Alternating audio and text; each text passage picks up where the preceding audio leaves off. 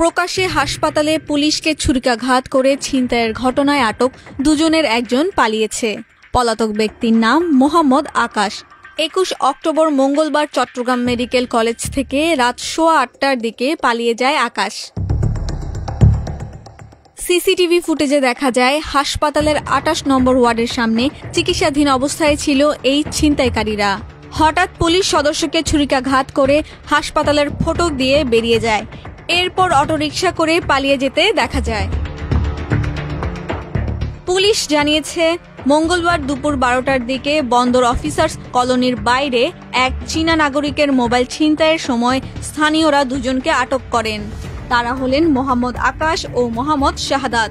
পিটুনি দিয়ে তাদের পুলিশের কাছে সোপর্দ করা হয়। ছিনতাইয়ের সময়ও তারা সেই চীনা নাগরিকের পায়ে ছুরিকাঘাত করে। পুলিশের পক্ষ থেকে চীনা নাগরিকের নাম পরিচয় নিশ্চিত করা হয়নি। আহত আকাশকে চিকিৎসার জন্য চট্টগ্রাম মেডিকেল কলেজ হাসপাতালে ভর্তি করা হয়। হাসপাতালে ডিউটিরত যে পুলিশ সদস্য ছিলেন সেই পুলিশকে ছুরিকাঘাত করে হাসপাতাল থেকে পালিয়ে যায় আকাশ।